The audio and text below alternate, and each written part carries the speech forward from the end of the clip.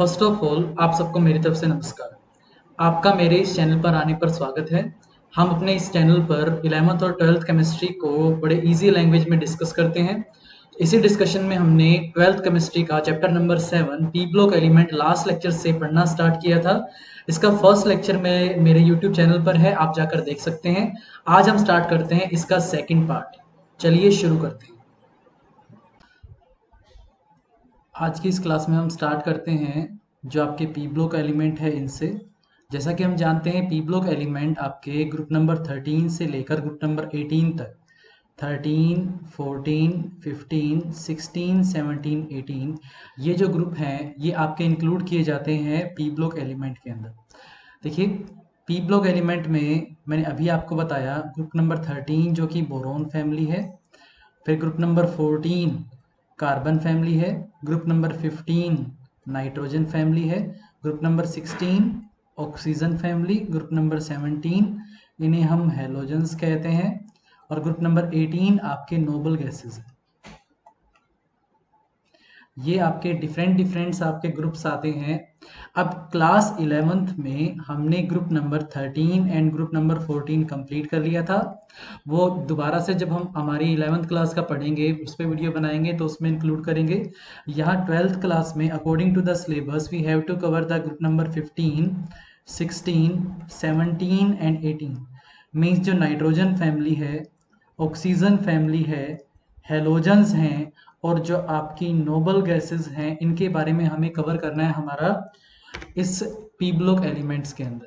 Now सबसे पहले start करते हैं ग्रुप नंबर 15 से। ग्रुप नंबर 15 का स्टार्टिंग मेंबर है आपका nitrogen, that's why it is called as the nitrogen family.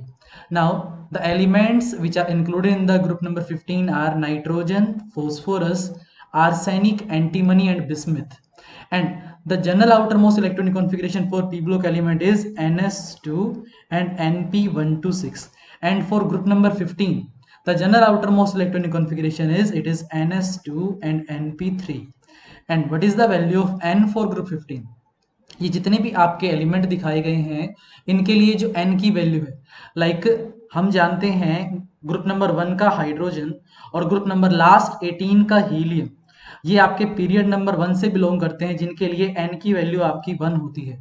अब जितने भी आपके लाइक ग्रुप नंबर 13 से लेकर ग्रुप नंबर 17 के जो एलिमेंट्स हैं उनकी स्टार्टिंग सेकंड पीरियड से होती है।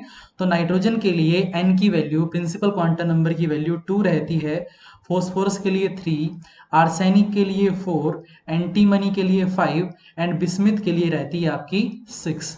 इस वजह से जब आप ये देखते हैं कि लाइक नाइट्रोजन की आउटर मोस्ट इलेक्ट्रॉनिक कॉन्फ़िगरेशन क्या है, तो general outer most electronic configuration है ns2 and np3 and value of n for nitrogen is 2, so the outermost electronic configuration for nitrogen is it is 2s2 and 2p3.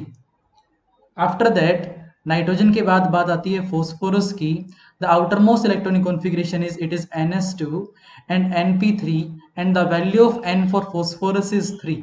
So the outermost electronic configuration for phosphorus is it is 3s2 and 3p3. In similar way जब आप arsenic, antimony and bismuth की तरफ move करते हैं तो n की value भी आपकी चेंज होती है, जिसकी वजह से general outer most electronic configuration भी आपकी चेंज होती है। अब आपका जो आर्सेनिक है इसके लिए आउटर मोस्ट इलेक्ट्रॉनिक कॉन्फ़िगरेशन कहलाएगी आपकी 4s2 एंड 4p3, एंटीमनी के लिए it is 5s2 and 5p3 and bismuth के लिए it is 6s2 and 6p3। तो ये हमने पढ़ा हमारा जो कि नाइट्रोजन फैमिली है इनकी आउटर मोस्ट इलेक्ट्रॉनिक कॉन्फ़िगरेशन क्या है, और आउटर मोस्ट इलेक्ट्रॉनिक कॉन्फ़िगरेशन से हम अलग अलग की कैसे निकाल सकते हैं electronic configuration, general electronic configuration and complete one. इसके बाद देखिएगा 15 के बाद हमारा हमें पढ़ना है इस चैप्टर में ग्रुप नंबर 16। ग्रुप नंबर 16 की स्टार्टिंग होती है आपकी ऑक्सीजन से, that's why it is called as the oxygen family. And these are the elements, 5 elements which are included in the group number 16 like oxygen, sulfur, selenium, tellurium and polonium. अब देखिएगा इसकी outer most electronic configuration है ns2 and np4. Again the value of n for oxygen is 2, for sulphur it is 3, for selenium it is 4, for tellurium it is 5 and for polonium it is 6. सो अगर आप outer most electronic configuration की बात करें तो oxygen के लिए रहेगी आपकी 2s2 एंड 2p4, ऐसे सल्फर के लिए रहेगी आपकी 3s2 एंड 3p4, सेलेनियम के रहेगी आपकी 4s2 एंड 4p4, टेलोरियम के लिए फिर आपकी 5s2 एंड 5p4, और लास्ट पोलोनियम के लिए रहेगी आपकी 6s2 एंड 6p4। नेक्स्ट हमें पढ़ना है ग्रुप नंबर 17 के बारे में। ग्रुप नंबर 17 में जो एलिमेंट को इंक्लूड किया गया है वे हैं आपके fluorine, chlorine, bromine, iodine and astatine. And now the value of principal quantum number n vary from 2 to 6 for these element, like for fluorine the value of n is 2, chlorine के लिए value 3 है, bromine के लिए 4 है, iodine के लिए 5 है and एस्टेटिन के लिए 6 है। So when we talk about the general outermost electronic configuration for group number 17, it is ns2 and np5. Like n की वैल्यू हमें पता है, फ्लोरीन के लिए 2 है, so the outermost electronic configuration for fluorine is 2s2 and 2p5. Chlorine के लिए जब बात करेंगे तो ये आ जाएगी आपकी 3s2 एंड 3p5, ब्रोमीन के लिए 4s2 एंड 4p5, आयोडीन के लिए 5s2 एंड 5p5 एंड एस्टेटिन के लिए 6s2 एंड 6p5। इसके बाद आता है आपका group 18 element, and these are the elements which are included in the group number 18, like helium, neon, argon, krypton, xenon and radon. These are the elements which are included in the group number 18. Their outermost electronic configuration is, general outermost electronic configuration is, it is ns2 and np6, and the value of n, the value of principal quantum number vary from 1, like from for helium it is 1, neon के लिए 2, argon 3, krypton 4, xenon 5 and radon 6. So the value of quantum number vary from 1 to 6, and depending on the value of the quantum number n, the outermost electronic configuration can easily be calculated. Like helium के लिए रहेगी आपकी, देखिएगा ये helium के लिए outermost electronic configuration रहनी चाहिए according to the general one, it is ns2 and np6, लेकिन हीलियम आपका एक एक्सेप्शनल केस है जिसकी वजह से इसकी outer most electronic configuration ns2 है, ना कि ns2 np6 है, और n की वैल्यू है 1, so the outer most electronic configuration it is 1s2। तो ये इलेक्ट्रॉनिक कॉन्फ़िगरेशन में मैच करता है आपका ग्रुप नंबर 2 के साथ, ना कि ग्रुप नंबर 18 के साथ, लेकिन प्रॉपर्टीज में ये मैच करता है आपका ग्रुप नंबर 18 के साथ। So we place it over the group 18, not over the group 2। Now देखिएगा, जो ग्रुप नंबर 18 है, इन एलिमेंट्स की जो रिएक्टिविटी है वो वेरी लो है, बहुत कम रिएक्टिविटी है, that's why they are called as the noble gases. And in these noble gases, helium और neon, these are those gases which do not react with anyone in any circumstance. ये दोनों किसी के साथ भी रिएक्ट नहीं करती है, इस वजह से इन्हें हम इनर्ट गैसेस कहते हैं। तो देखिए, हम पढ़ना स्टार्ट करते हैं हमारे ग्रुप नंबर 15 से, क्योंकि हमें 15 से लेकर 18 तक ग्रुप्स पढ़ने हैं। तो वन बाय वन करके हम पढ़ना स्टार्ट करते हैं ग्रुप नंबर 15 से। जैसा कि आप जानते हैं, ग्रुप नंबर 15 की जो स्टार्टिंग है वो नाइट्रोजन से होती है, that's why it is called as the nitrogen family. और इसके अंदर आपके दिए डिफरेंट एलिमेंट्स आते हैं, देखिएगा, nitrogen, phosphorus, arsenic, antimony and bismuth. जो फर्स्ट प्रॉपर्टी हमें स्टार्ट करनी है वो है एटॉमिक रेडियस। हमें एटॉमिक रेडियस के बारे में पढ़ना है, और एटॉमिक रेडियस फिर कैसे वेरी करता है इसके बारे में हमें जानना है। देखिए, एटॉमिक रेडियस होता क्या है, किसी भी एटम के सेंटर में एक न्यूक्लियस प्रेजेंट होता है और इसके बाहर इलेक्ट्रॉन्स रिवॉल्व करते रहते हैं। तो जो अंदर के nucleus and outer most electron, ये आपका आउटर मोस्ट इलेक्ट्रॉन है, इसके बीच का जो डिफरेंस है इसे हम क्या कहते हैं, एटॉमिक रेडियस कहते हैं। लेकिन यहाँ पर दो वजह है जिसकी वजह से आप किसी भी एटम का actual atomic radius find out नहीं कर सकते हो। पहली बात तो ये कि किसी भी न्यूक्लियस से कितना ही दूर क्यों ना चले जाओ, आप इन्फिनिटी पर भी चले जाएंगे तो भी probability of finding the electron कहीं भी जीरो नहीं होगी। अगर कहीं भी आपकी ये वैल्यू जीरो नहीं होगी तो मीन्स आप लास्ट इलेक्ट्रॉन को फाइंड आउट नहीं कर सकते हैं। और दूसरा आपका ये रहा कि जो भी आपको एटम मिलेगा, अगर आप उसे आइसोलेट करना चाहेंगे, क्योंकि आइसोलेटेड स्टेट के अंदर ही आप actual atomic radius find out कर सकते हैं, तो ये आपका पॉसिबल नहीं रहेगा। इसीलिए हम आपके उसकी एटॉमिक रेडियस की वैल्यू डायरेक्ट ना निकालकर बॉन्डेड स्टेट में क्या निकालते हैं, एटॉमिक रेडियस को फाइंड आउट करते हैं।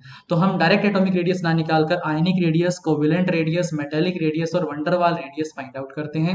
नाउ क्वेश्चन अराइजेस कि ये जो एटॉमिक रेडियस है ये आपका जनरली पीरियड में एंड ग्रुप के अंदर कैसे वेरी करता है। देखिए, on moving left to right in a period atomic radius decreases. Atomic radius decrease करता है due to the increase in the nuclear charge, nuclear charge के इंक्रीज कर जाने से। और टॉप से बॉटम मूव करने पर किसी ग्रुप में एटॉमिक रेडियस आपका इंक्रीज करता है due to the addition of new principal shell in each step. So ऊपर से नीचे अगर आप गए तो रेडियस क्या कर जाता है, बढ़ जाता है। अब यहाँ पर बात आती है जो ग्रुप नंबर 15 है, इसके केसेस में अगर आप देखिएगा 14 से 15 गए फिर 16 गए, मीन्स लेफ्ट से राइट आप मूव कर रहे हैं एक पीरियड के अंदर, तो जो रेडियस है वो क्या हो जाता है, घट जाता है due to the increase in the nuclear charge. और जब बात आती है आप ग्रुप नंबर 15 में ऊपर से नीचे की तरफ, मीन्स नाइट्रोजन से आप बिस्मिथ की तरफ मूव करते हो, तो जो आपका रेडियस है, जो एटॉमिक रेडियस है, वो क्या कर जाता है, आपका इंक्रीज हो जाता है। तो ये तो था एक first question, how the atomic radius very. तो ग्रुप नंबर 15 में on moving down the group atomic radius increases. इसके अलावा अगर आप देखेंगे जो नेक्स्ट क्वेश्चन आता है कि जब आप नाइट्रोजन से फॉस्फोरस की तरफ जाते हैं, वो जो इंक्रीज होता है वो आपका हाई इंक्रीज होता है, और जब आप फॉस्फोरस से बिस्मिथ की तरफ जाते हैं वो इंक्रीज उतना ज्यादा नहीं होता, कम इंक्रीज होता है। क्यों? देखिए हमने एक कॉन्सेप्ट पढ़ा था शील्डिंग इफेक्ट का, और हमने ये पाया था कि नाइट्रोजन से फॉस्फोरस जब आप जाते हैं तो इलेक्ट्रॉन्स ऐड होते हैं आपके एस और पी सबशेल में। That's why due to the filling of the electron in these s and p subshell, उनकी शील्डिंग अच्छी रहती है। शील्डिंग अच्छी होने से आउटर मोस्ट इलेक्ट्रॉन कम न्यूक्लियर चार्ज एक्सपीरियंस कर पाता है, जिसकी वजह से एटम का साइज बढ़ जाता है। तो नाइट्रोजन से फॉस्फोरस आने पर तभी आपका ग्रेटर इंक्रीज होता है किसके अंदर, एटॉमिक रेडियस के अंदर। लेकिन जब फॉस्फोरस से आप बिस्मिथ की तरफ जाते हैं तो इलेक्ट्रॉन्स आपके डी एंड एफ सबशेल में ऐड होते हैं। डी एंड एफ सबशेल के इलेक्ट्रॉन की शील्डिंग पुअर है, जिसकी वजह से न्यूक्लियस आउटर मोस्ट इलेक्ट्रॉन को अपनी तरफ खींच पाता है ज्यादा फोर्स ऑफ अट्रैक्शन से, और जो आपका रेडियस है वो थोड़ा कम हो जाता है। तो yes there will be increase in the atomic radius from phosphorus to the bismuth, लेकिन जो एक्सटेंट जो इंक्रीज होना चाहिए, जो एक्सपेक्टेड वैल्यू है, उतना ज्यादा इंक्रीज नहीं होता है। तो ये सब कुछ कंसेप्ट रहा था आपका कि जो हमने एटॉमिक रेडियस के बारे में बताया by using the term shielding effect. देखिए नेक्स्ट प्रॉपर्टी है आपकी आयनाइजेशन एनर्जी। तो सबसे पहले बात आती है कि आयनाइजेशन एनर्जी है क्या। तो आयनाइजेशन एनर्जी की डेफिनेशन हमने क्लास 11th में पढ़ी है। It is the amount of energy which is required to remove the most loosely bound electron from a isolated gaseous atom to make its cation. यानी किसी आइसोलेटेड गैसियस एटम के जो outermost electron, जो most loosely bound electron है, उसे निकालने के लिए जो अमाउंट ऑफ एनर्जी रिक्वायर्ड रहती है, उसका नाम है आपका आयनाइजेशन एनर्जी। और जो आयनाइजेशन एनर्जी का एटॉमिक रेडियस के साथ रिलेशनशिप है वो है आपका इनवर्सली प्रोपोर्शनल का। यानी अगर एटॉमिक रेडियस बढ़ता है तो आयनाइजेशन एनर्जी कम हो जाती है, और अगर एटॉमिक रेडियस कम हो जाता है तो आयनाइजेशन एनर्जी आपकी इंक्रीज हो जाती है, बढ़ जाती है। तो पहला क्वेश्चन तो ये अराइज करता है हमारा कि when we compare the ionization energy of group number 14 and group number 15, किसकी आयनाइजेशन एनर्जी कम होगी और किसकी आयनाइजेशन एनर्जी ज्यादा। तो इसका जो आपका आंसर होगा कि ग्रुप नंबर 15 की आयनाइजेशन एनर्जी ग्रुप नंबर 14 से ज्यादा मिलेगी due to the smaller atomic radius. जब आप 14 से 15 की तरफ, लेफ्ट से राइट की तरफ जब आप पीरियोडिक टेबल में मूव करते हैं तो मूव करने पर एटॉमिक रेडियस घट जाता है, और एटॉमिक रेडियस के घट जाने से आयनाइजेशन एनर्जी की वैल्यू बढ़ जाती है। तो ये तो रहा आपका फर्स्ट क्वेश्चन। और अगर आप सेकंड क्वेश्चन की तरफ जाएं, when we compare the ionization energy of group 15 with group 16, तो किसकी ज्यादा होती है। तो इसके आंसर में आएगा कि ग्रुप नंबर 16 जो है आपका और ग्रुप नंबर 15 है, इनकी एक बार outermost electronic configuration general देख लेते हैं। 16 के लिए है ये NS2 और NP4, और 15 के लिए है NS2 एंड NP3। जब आप NS2 एंड NP3 की बात करते हैं, देखिएगा ये हाफ फील्ड इलेक्ट्रॉनिक कॉन्फ़िगरेशन है, और हाफ फील्ड और कंप्लीटली फील्ड इलेक्ट्रॉनिक कॉन्फ़िगरेशन ज्यादा स्टेबल होती है। यहाँ देखिए अगर यहाँ से आप एक इलेक्ट्रॉन को रिमूव करवा देते हैं, निकाल देते हैं, तो हमारा पीछे इलेक्ट्रॉनिक कॉन्फ़िगरेशन बचती है NS2 and NP3, that is the half field electronic configuration which is more stable. तो अगर आप एक इलेक्ट्रॉन निकालना चाहेंगे तो वो इलेक्ट्रॉन निकालना 16 के लिए आसान होगा, 15 के लिए मुश्किल होगा। That's why the value of ionization energy is greater for group number 15 compared to group number 16 due to the outermost electronic configuration. For group number 15, the outermost electronic configuration is half filled, जो कि एक stable का case है। तो ये हमने पढ़ा group number 15 की आयनाइजेशन एनर्जी के बारे में। तो देखिएगा it goes on decreasing down the group due to the increase in the atomic size. Atomic size के बढ़ जाने से आयनाइजेशन एनर्जी की वैल्यू डाउन द ग्रुप जाने पर डिक्रीज हो जाती है। और देखिएगा group number 15 elements have higher ionization energy than the group 14 elements due to the smaller size of the group 15 element. Group 14 से 15 के जाने पर साइज घट जाता है, जिसकी वजह से आयनाइजेशन एनर्जी की वैल्यू बढ़ जाती है। और लास्ट देखिए, group 15 elements have higher ionization energy than the group 16 elements because they have stable electronic configuration that is the half filled p orbitals. यानी ग्रुप नंबर 15 और 16 में कंपेयर करने पर आपको ग्रुप नंबर 15 की आयनाइजेशन एनर्जी ज्यादा मिलती है, क्योंकि आपके ग्रुप नंबर 15 के केस के अंदर इलेक्ट्रॉनिक कॉन्फ़िगरेशन ns2 है और np आपकी 3 है। This is the exactly the half field electronic configuration, जिसकी वजह से देखिए दो बातें हमने पढ़ी कि जब आप 14 और 15 में कंपेयर करते हैं तो भी 15 की इलेक्ट्रॉनिक आपकी आयनाइजेशन एनर्जी ज्यादा है, और 15 को 16 से कंपेयर करते हैं तो भी 15 की आयनाइजेशन एनर्जी आपकी एज कंपेयर टू 16 के ज्यादा है। देन अगली प्रॉपर्टी के बारे में थोड़ा सा यहाँ स्टडी करते हैं, डिटेल में हम आगे पढ़ेंगे। देन अगली प्रॉपर्टी है आपकी एलोट्रोपी। तो एलोट्रोपी क्या है? एलोट्रोप्स क्या होते हैं? देखिए, these are the different forms of the elements which are present in nature which have same chemical properties but different physical properties। यानी कुछ एलिमेंट्स आपके नेचर में डिफरेंट फॉर्म में एग्जिस्ट करते हैं, और वो जिन फॉर्म में एग्जिस्ट करते हैं उनकी फिजिकल प्रॉपर्टीज आपकी डिफरेंट होती है बट केमिकल प्रॉपर्टीज आपकी सेम रहती है। जैसे कि देखिएगा, हम एक एग्जांपल के तौर पे पढ़ रहे हैं, कार्बन है। कार्बन के केस के अंदर आपको पता है कि ये डायमंड की फॉर्म में एग्जिस्ट करता है, डायमंड के बाद ये ग्रेफाइट की फॉर्म में एग्जिस्ट करता है, और लास्ट में आपका फुलरेंस की फॉर्म में एग्जिस्ट करता है। These are the different forms of the carbon which are present in nature which have same chemical properties because they all are made up of carbon and all carbon have same outermost electronic configuration, it is ns2 and np2, but उनकी आपकी देखिएगा physical properties रहेगी different, chemical properties same, physical properties आपकी different रहेगी। तो इसके बारे में हम डिटेल में फिर आगे पढ़ेंगे।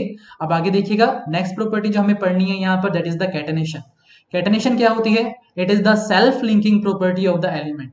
The self linking property of the element is called as catenation. जो अपने जैसे के साथ बॉन्ड बनाने की टेंडेंसी का नाम कैटेनेशन है। जैसे कि हम जानते हैं कि कार्बन कार्बन के साथ बॉन्ड बना सकता है, हाइड्रोजन हाइड्रोजन के साथ, ऑक्सीजन ऑक्सीजन के साथ, नाइट्रोजन नाइट्रोजन के साथ। जो फोस्फोरस है, अगर आप P4 का मॉलिक्यूल देखते हैं तो फोस्फोरस भी फोस्फोरस के साथ आपका बॉन्ड बना सकता है, हाइड्रोजन हाइड्रोजन के साथ, फ्लोरीन फ्लोरीन के साथ, ऐसे बहुत से केस हम जानते हैं। तो ये सभी केसेस हुए उन सारों के जो क्या कर सकते हैं, अपने जैसों के साथ बॉन्ड बना सकते हैं। सो अपने जैसे के साथ बॉन्ड बनाने की टेंडेंसी का नाम क्या है? कैटेनेशन है। देखिए, nitrogen show catenation to some extent due to the triple bond, like nitrogen और नाइट्रोजन के बीच में ट्रिपल बॉन्ड प्रेजेंट है, that is the bond present between the two nitrogen atoms. यानी अपने जैसे के साथ बॉन्ड बना रखा है इसने, that's why it has tendency to show catenation. But phosphorus show catenation to the maximum extent. Group number 15 में अगर पूछा जाए सबसे ज्यादा कैटेनेशन की प्रॉपर्टी किसकी रहती है, तो आंसर मिलेगा फॉस्फोरस की टेंडेंसी सबसे ज्यादा रहती है, जैसे कि अभी मैंने आपको P4 का एग्जांपल बताया था। बट जैसे ही आप नाइट्रोजन से फॉस्फोरस, देन फॉस्फोरस से नीचे बिस्मिथ की तरफ मूव करते हैं, ये कैटेनेशन की tendency further down the group जाने पर डिक्रीज हो जाती है। तो ये अभी हमने पढ़ा इसके अंदर कैटेनेशन के बारे में, और कैटेनेशन के बाद हम पढ़ते हैं हमारा ऑक्सीडेशन स्टेट के बारे में। तो ऑक्सीडेशन स्टेट आपकी होती क्या है? सबसे पहले तो ये क्वेश्चन अराइज करता है। तो ऑक्सीडेशन स्टेट का हमने हमारा पढ़ा था रेडॉक्स रिएक्शन केस के अंदर कि ऑक्सीडेशन स्टेट होती क्या है। देखिए, ऑक्सीडेशन स्टेट, मान लीजिए कोई भी आपके पास आयन है, कैटायन है, लाइक Na पॉजिटिव है, Fe+2 है, Fe+3 है, these are the cations. Anions है जैसे कि आपके पास O2 negative, O2 single negative, O2 2 negative, या कोई भी आपके एनायन है, तो ये जो इनके ऊपर चार्ज अपीयर होता है, ये चार्ज कोरोस्पोंडिंग है किसके? ऑक्सीडेशन स्टेट के। या मान लीजिए कोई आपका न्यूट्रल मॉलिक्यूल है NH3 एंड H2, अब हमसे कोई पूछता है नाइट्रोजन के ऑक्सीडेशन स्टेट क्या है, तो या तो इसके ऊपर कोई चार्ज, लेकिन यहाँ पे कोई चार्ज तो अपीयर हुआ नहीं, तो जितने इसके साथ बॉन्डेड एटम्स है आप इन्हें रिमूव कर दो। अगर आप इन्हें रिमूव कर देंगे तो जो बचा हुआ आपका एलिमेंट रह गया उस पर क्या चार्ज अपीयर होगा, that is also called as the oxidation state. तो देखिएगा, अगर आप हाइड्रोजन को जो कि +1 ऑक्सीडेशन स्टेट की तरह रिमूव हो जाएगा तो नाइट्रोजन पे चार्ज आएगा -1, एक के रिमूव होने से और तीनों के रिमूव होने से चार्ज आएगा 3 negative. So -3 is the oxidation state for nitrogen in the case of ammonia. Similar case में अगर आप पानी के केस में हाइड्रोजन को रिमूव करवा देते हैं तो इनके रिमूव करने पर ऑक्सीजन पे चार्ज आएगा -2, that is the charge which is present on the ion, or it is the charge it arise on the element when we remove all the bonded atoms. जब ऑल बॉन्डेड एटम्स को आप remove कर देते हैं तो जो आपका charge appear होगा उस चार्ज का नाम भी क्या है, आपका ऑक्सीडेशन स्टेट है।